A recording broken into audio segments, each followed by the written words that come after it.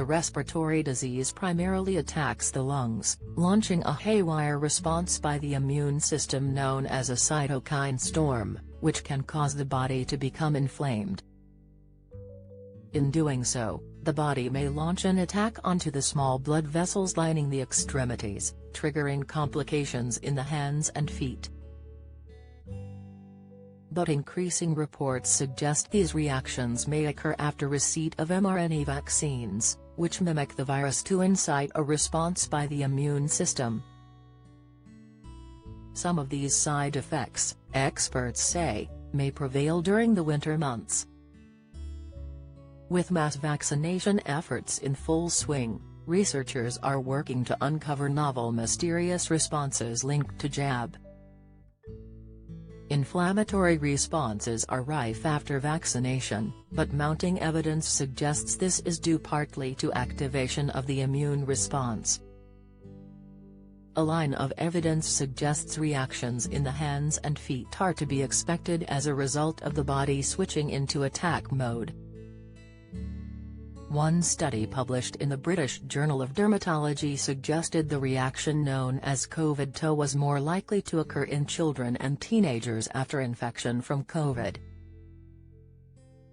Piers Morgan hits out at anti-vaxxers amid Austria's controversial new lockdown plans. The reaction provokes inflammation in the skin, the formation of rashes and painful red lesions. While the vast majority of cases are painless, some can cause extremely itchy reactions, accompanied by blisters and swelling. Esther Freeman, associate professor of dermatology at Harvard Medical School, said the reaction may also occur after vaccination.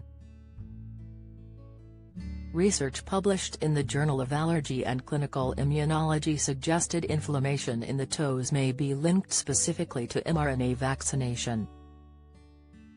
Don't miss high cholesterol, the telling sign in your sleeping pattern. Insight. Claudia Winkleman, star asked, "Am I going to die before surgery?" Latest diabetes, 2 signs when you go to the toilet of high blood sugar. Informer. The study stressed it remains unclear why the mRNA vaccine may trigger such a response, but hypothesized that an immune response to the vaccination may contribute to the development of COVID toe. Alternatively, it suggested vaccination with mRNA jabs, which generates the spike protein, may lead to the systemic circulation of the protein, known as spikemia. The novel vaccines teach the cells in the body to produce the spike protein, triggering a chain of reactions by the immune system which may be responsible for inflammation in the toes. Other rashes that have been seen after a third dose include hives, measles-like rashes, and full-body rashes similar to pityriasis. These reactions are usual and generally and typically resolve on their own or with over-the-counter treatment, explained Freeman. Even though skin reactions to a vaccine can be scary, most are not severe or long-lasting, and show us that your body likely is developing a nice strong immune response to the vaccine, which is a good thing. Beth Drolet, professor and chair of dermatology at the University of Wisconsin School of Medicine and Public Health, added, "It doesn't happen in the summer.